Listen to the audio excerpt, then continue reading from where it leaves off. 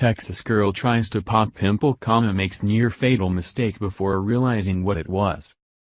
When a young Texas girl became bothered by a pimple forming underneath her skin, she decided to pop it to alleviate her discomfort.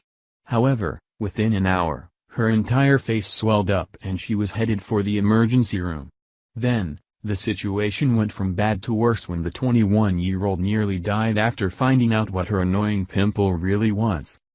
You've probably been told not to pick at pimples, but if you really like most people, you do it anyway.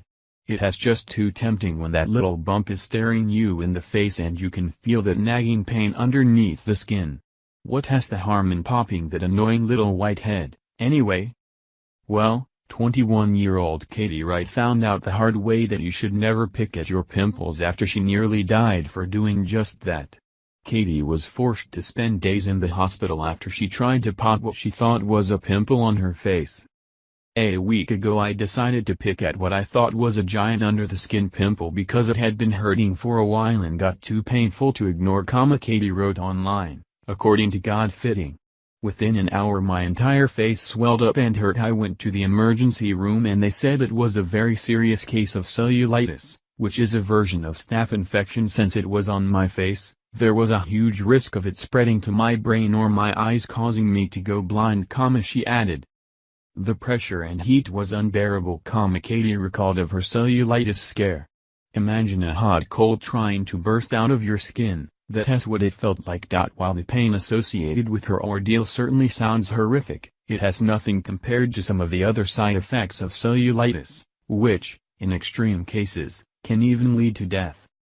According to Dr. Jessica Grant, an assistant clinical professor of dermatology at the State University of New York's Downstate Medical Center, cellulitis can be fatal if the infection spreads.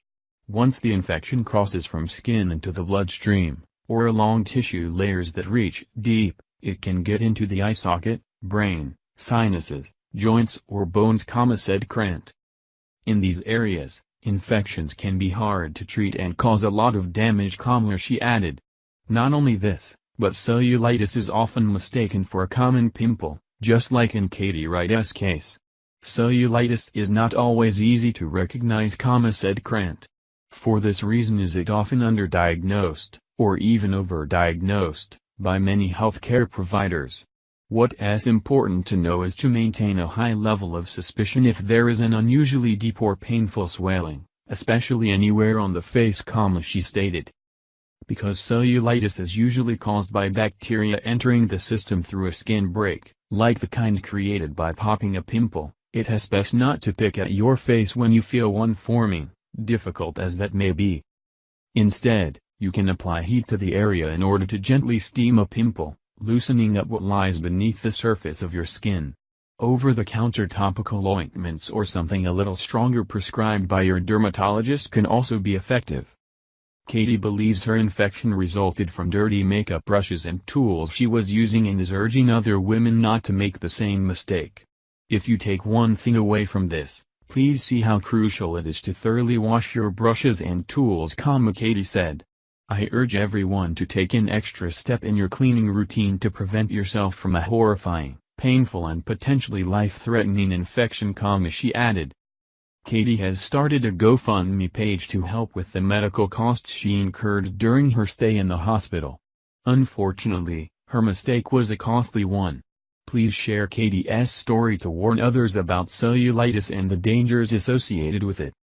Please share the story and tell us what you think by clicking one of the buttons below. We want to hear your voice.